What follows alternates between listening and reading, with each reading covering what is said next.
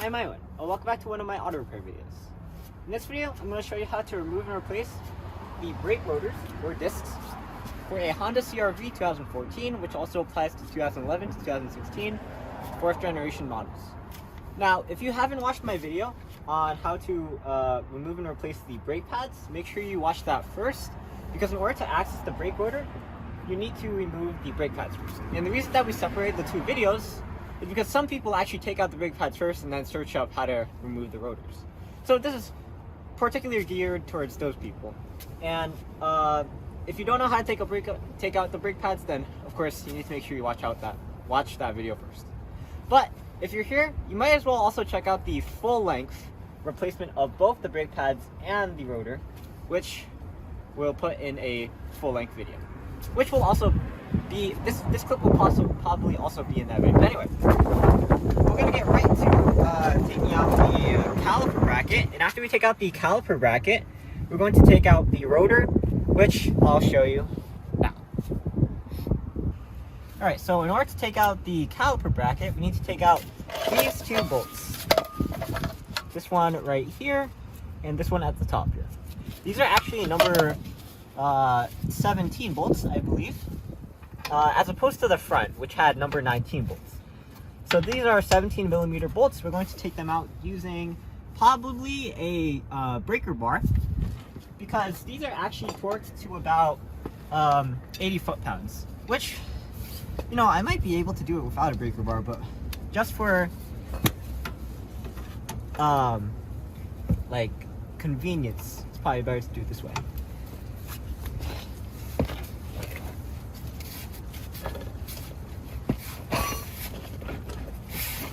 There we go.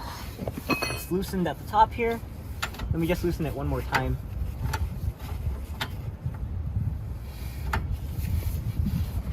Okay, I don't have good enough angle up here, so I'm going to do it up here.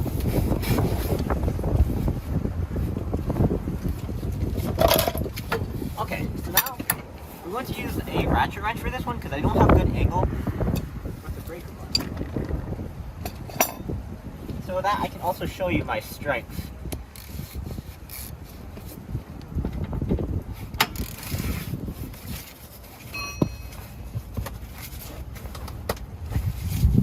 Did I say my strength? I'm gonna have to end up doing that with the breaker bar, but okay, I was able to get this one down. And then eventually I can take it out by hand. I'm sorry if you guys can't see this. I should probably position my light like this. Anyway, when you take it out, this is what the bolt is gonna look like. Ooh. That was easy. You just had to think for a bit of how to use the breaker bar. Okay. And after this, I should be able to take it out by hand. Okay.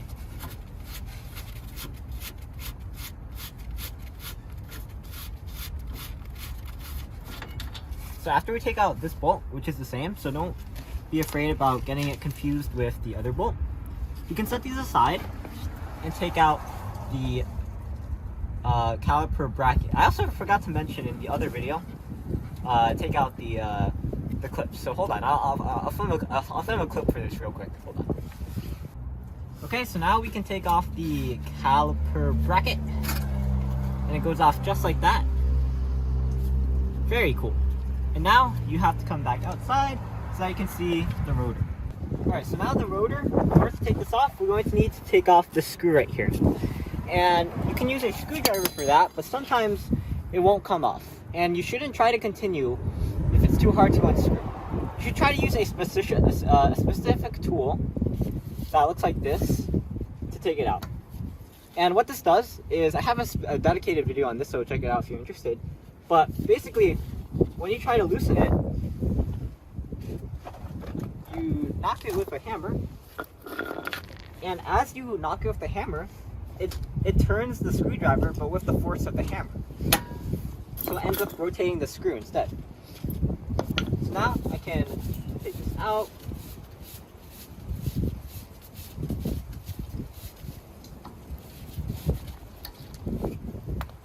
And as you can see, that is what the rotor screw looks like.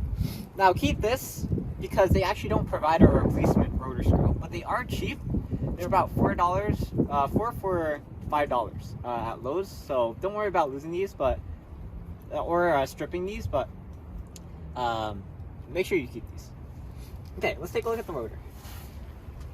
Alright, so to take out the rotor, at least at how we did it in the front, we would knock it on each side to try to like displace it.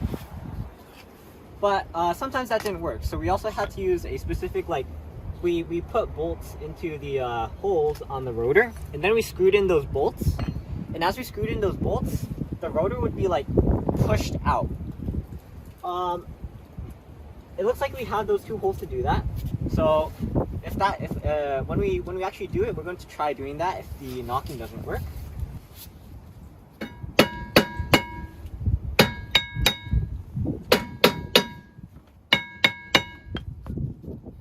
Okay, one more time. By the way, you shouldn't knock it if you plan on getting this resurfaced, but in our case, this is definitely not getting resurfaced, so just to clarify, if you want to get this resurfaced, don't use a hammer to knock it out. Try using the bolt method, which we're going to try now. So take 2 bolts. Any 12mm will work, as long as it fits in the hole.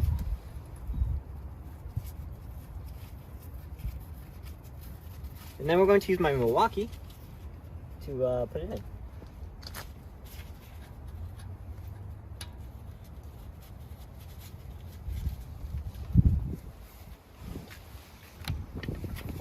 So here's my handy dandy Milwaukee. We're going to alternate how we screw these in so that it's evenly distributed.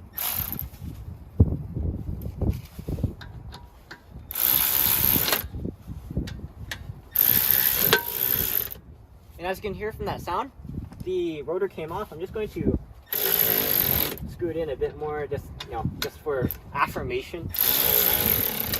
But now we can unscrew these and take them out.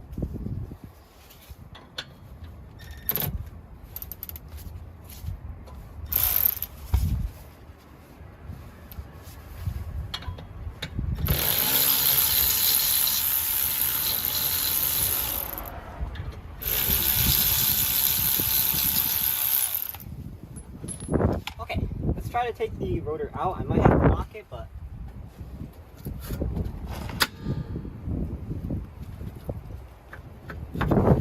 okay, let's try knocking it.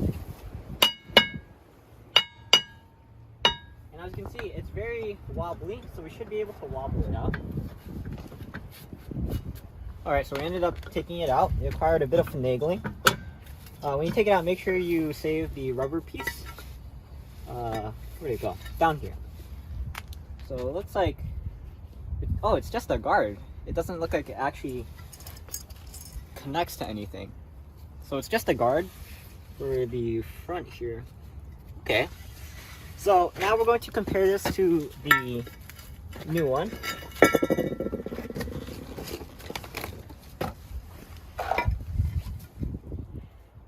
Okay, so let's try comparing the diameters, just to make sure Uncle Lon got the right part. Okay. Alright, time to replace it. Nice.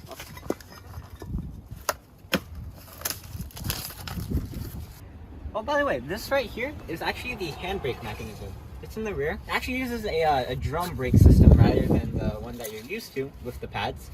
And while you're working on replacing this, make sure that no one engages the handbrake while you're doing this, because if this happens, these drums these plates right here will push out, and it's like a very big hassle to push them back in so that you can put this rotor back on. So we'll put that in the notes. Just make sure you don't engage the handbrake. But anyway, we're going to put the I think we've actually done a video on how to replace the handbrake mechanism if you're interested, so go check that out.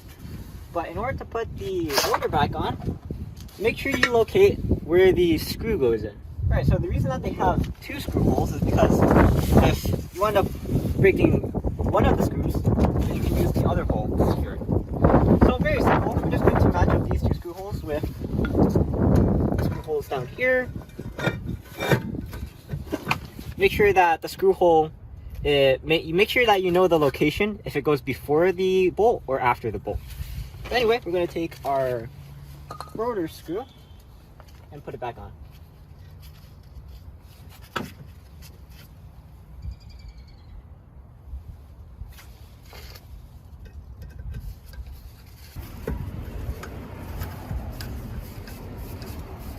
Okay, there we go.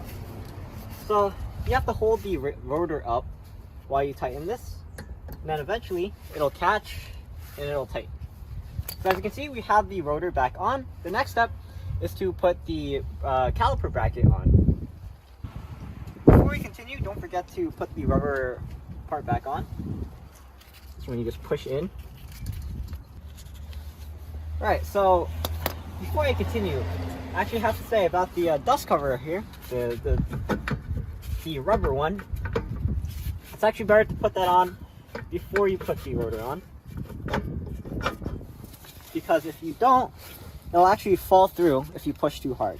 So we're going to put it on first.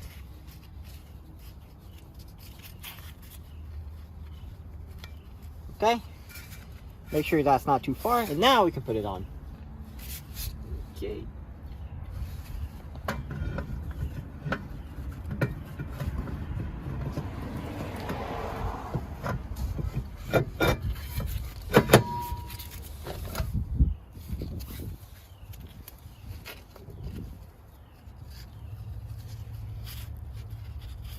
Oh, this is hard with gloves. Okay. So the next step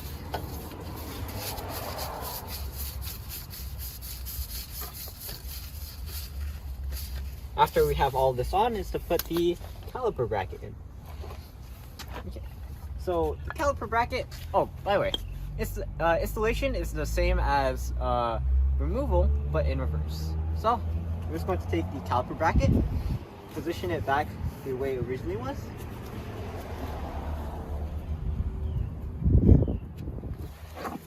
And where's the bolts?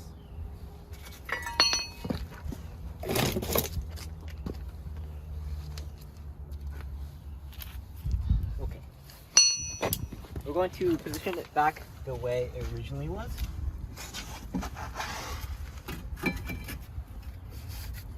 And then put the bolts back in. I believe the torque for these is about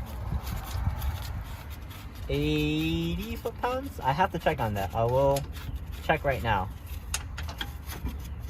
But first you want to hand tighten them.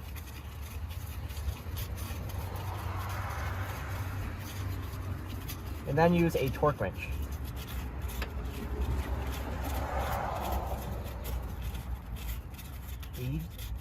Okay, let me check the torquing right now. Okay, so I'm going to torque it using this digital torque wrench. I actually have a video dedicated to this wrench, so if you're interested, go check it out. But you'll see the magic when I actually do it.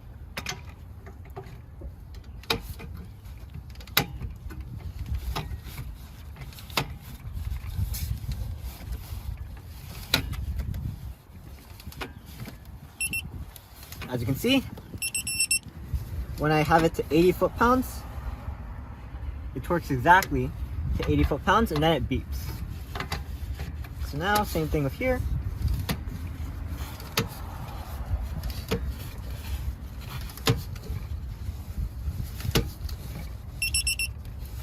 Woo! And usually we do it until we hear the continuous beep, so I'll just do it. Yeah, that continuous beep, just for good measure. Come on, catch.